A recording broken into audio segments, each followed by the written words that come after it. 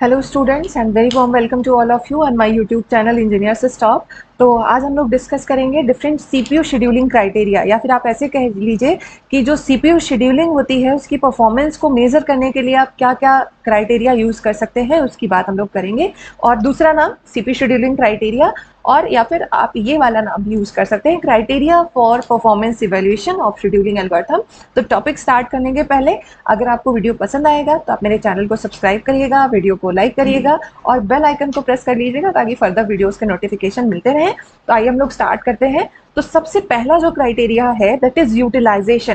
Utilisation of what? Utilization of processor.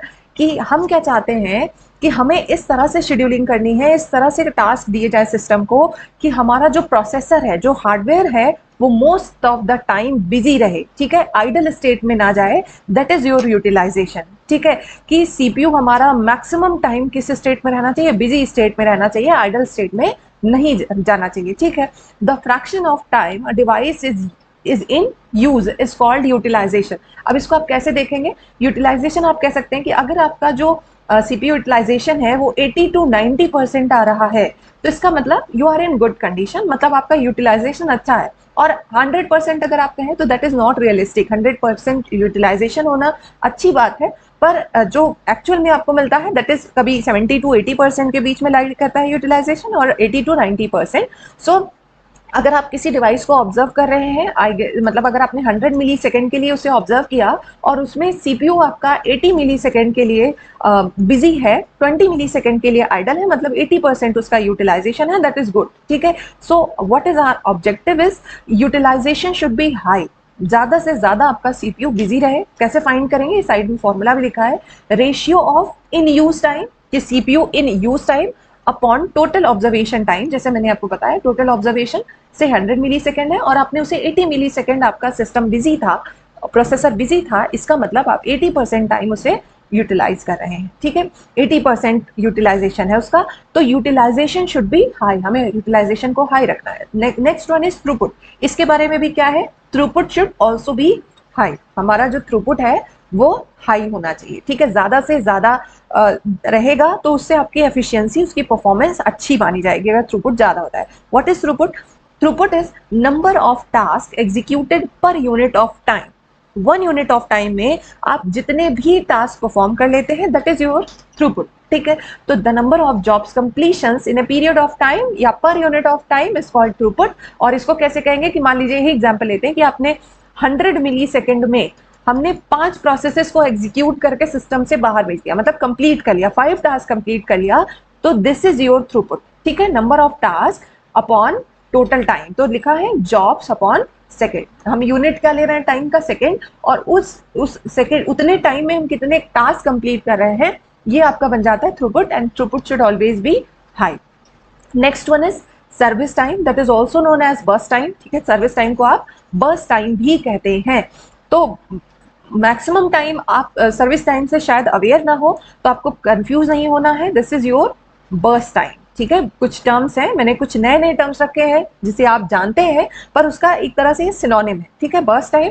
तो कोई भी जो प्रोसेस है उसको एग्जीक्यूट, प्रोसेसर पे एग्जीक्यूट होने में जो टाइम लगता है उसे हम क्या कहते हैं? Burst time. और you can also say service time. जैसे आपको जब प्रॉब्लम्स मिलेंगी शेड्यूलिंग के लिए तो उसमें बताया जाता है कि भाई एक प्रोसेस P1 है, इसको सीपीयू पे एग्जीक्यूट होने के लिए 5 मिली सेकेंड चाहिए, आईओ डिवाइस पे भी 5 मिली सेकेंड चाहिए, P2 है उसको 10 मिली सेकेंड चाहिए, सीपीयू पे एग्जीक्यूट होने के लिए 2 मिली सेकेंड चाहिए, आईओ पे एग्जीक्यूट करने के लिए, इस तरह से। तो दिस इज कॉल्ड, ये जो टाइम है, जितना टाइम उसे प्रोसेसर पे एग्जीक्यूट होना है, इसे हम क्या कहते हैं? बर्स्ट टाइम, ठीक है। So the time required by a device to handle a request, मतलब पूरा पूरा, मतलब उस जो भी प्रोसेस को एग्जीक्यूट करने की रिक्वेस्ट आई है उसको पूरा प्रोसेस करने में जो समय लगता है that is called burst time. And ये किस में मिलेगा आपको? सेकेंड्स में मिलेगा, ठीक है। Next one is queuing time. Queuing time क्या है आपका? Waiting time. वेटिंग टाइम क्या होता है?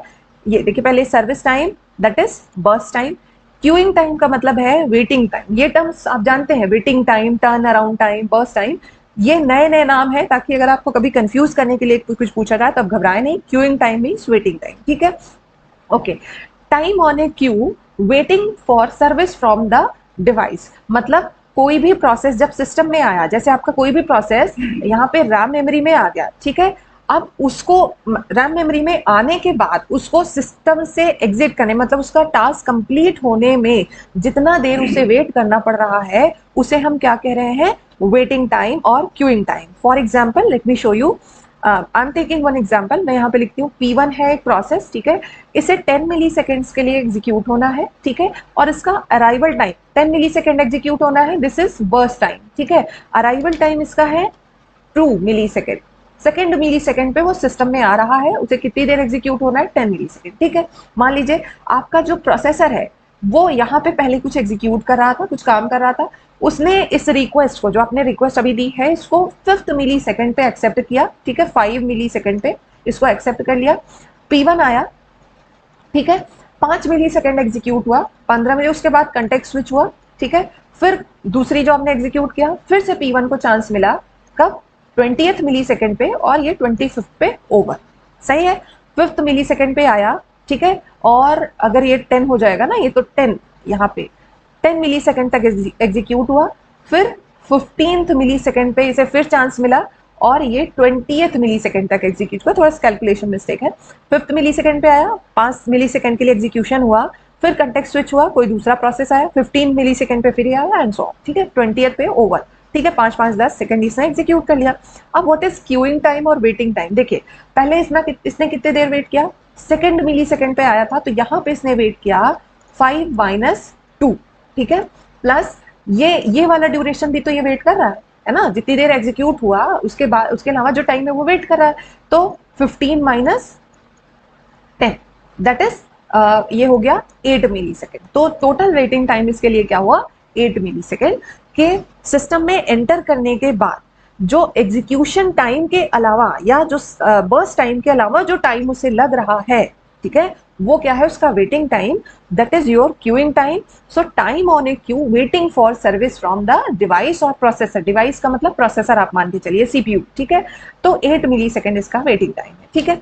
अब residence time, residence time very interesting, this is your turn around time, turn around time, ठीक है, स्पेलिंग वगैरह देख लीजिएगा, टर्न अराउंड टाइम है, मतलब ये नोन टर्म है आपके लिए। टर्न अराउंड टाइम क्या होता है कि कोई भी प्रोसेस सिस्टम में आया, सेकेंड मिली सेकेंड पे आया, फॉर एग्जांपल ये वाले सिनेरियो में, और जब वो सिस्टम से एग्जिट कर रहा है, देखिए ये आया कब था, ये आया था दूसरे मिली सेकेंड पे, और एग्जिट कब कर रहा है, 20th मिली सेकेंड पे, तो ये आने और एग्जिट करने के बीच का जो डिफरेंस है वही आपका क्या है, टर्न अराउंड टाइम या रेजिडेंस टाइम, कि कितनी देर वो रैम मेमोरी में रेजिडेंस कर रहा था, ठीक है, कितनी देर वो रेडी क्यू में था, तो वो कितनी देर था, 20-2, 20 मतलब पूरा ड्यूरेशन की वो रैम मेमोरी में रहा, that is your turn around time, ठीक है। तो इस केस में क्या हो जाएगा, 20-2 दैट इज 18 मिली सेकेंड। दूसरा तरीका भी है इसको बताने का, रेजिडेंस टाइम और turn around time is equal to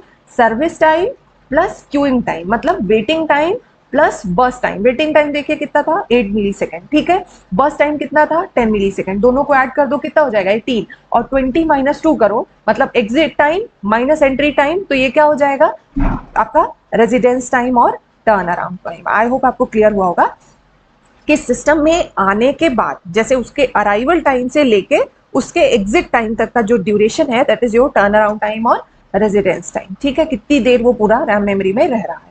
अब next one is response time, very important. Response time, आप इसमें कंफ्यूज मत होना, the time used by a system to respond to a user job, very interesting. देखिए हम क्या कह रहे हैं, ये जो सीन है इसमें हम कह रहे हैं कि कोई भी जो प्रोसेस है, वन सेकेंड, कौन से टाइम पे आ रहा है, दूसरे मिली सेकेंड पे आया है, ठीक है, और उसे रिस्पॉन्स, उसका एग्जीक्यूशन कब स्टार्ट हो रहा है, तो that is starting on 5th millisecond, है ना, आया कब, दूसरे मिली सेकेंड पे, और उसका एग्जीक्यूशन कब स्टार्ट हो रहा है, 5th मिली सेकेंड पे।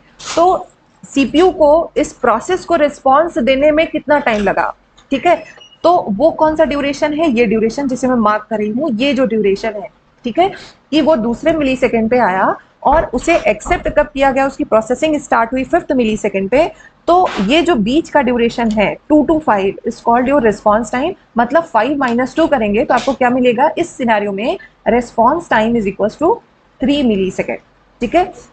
आपके आने के बाद उसको फर्स्ट टाइम हमने एग्जीक्यूट करने में कितना समय लिया। भाई प्रोसेसर इंगेज था तो उसने जो आपने प्रोसेस दिया उसको एग्जीक्यूशन जब स्टार्ट किया, that is your response time. So 5 millisecond पे इसका एग्जीक्यूशन स्टार्ट हुआ, या आया सेकेंड मिली सेकेंड पे था तो 5 माइनस 2। ठीक है, बता देती हूँ एक बार, the time used by system to respond to a user job. ठीक है, जब वो आया उसके बाद उसे जब पहली बार रिस्पॉन्स मिला उसके बीच का ड्यूरेशन। ठीक है, तो आई होप ये सिनेरियो आपको क्लियर होगा। एक पॉइंट और है, दैट इज फेयरनेस। ठीक है, fairness means every process should get equal chance of execution. ऐसा ना हो कि आपके सिस्टम में P1, P2, P3 and P4 4 process है रैम मेमोरी में, लेकिन P1, P2 कंटिन्यूसली एग्जीक्यूट कर रहे हैं, बार बार इन्हें एग्जीक्यूशन का चांस मिल रहा है, पर P3 और P4 ये दोनों आपके इन दोनों को सीपीयू एलोकेट ही नहीं हो पा रहा है। इस तरह की शेड्यूलिंग नहीं होनी चाहिए, फेयरनेस जरूर होनी चाहिए, that every process should get equal chance of execution, fairness should be maintain. और एक जो लास्ट पॉइंट है that I am going to talk to you, that is think time, that depends on the user in interactive system, the time spent by user of interactive system, user that we are. ठीक है, to figure out the next request. ठीक है, so this is your think time. ठीक है, कि जैसे आपके पास आप सी प्रोग्राम बनाते हैं तो आपसे कुछ इनपुट चाहता है, आपके कुछ रिस्पॉन्सेज भी चाहिए होते हैं ना आगे प्रोसीड करने के लिए, that is your think time. आप रिस्पॉन्ड करने में कितना टाइम लग रहा है, कहीं ना कहीं ये भी आपके शेड्यूलिंग को अफेक्ट करता है। So these are the criterias for CPU scheduling performance evaluation. तो अगर आपको वीडियो पसंद आएगा, आपको टॉपिक क्लियर हुआ होगा, तो आप मेरे चैनल को सब्सक्राइब कर लीजिएगा, बेल आइकन को प्रेस करिएगा ताकि फर्दर वीडियोस के नोटिफिकेशन मिलते रहें। और मैंने अपनी कोशिश की है समझाने की, मैं फिर से कह रही हूँ, service time is burst time, queuing time is waiting time, residence time is turn around time. ठीक है, so that's all, thank you guys, keep watching my videos, bye bye, take care.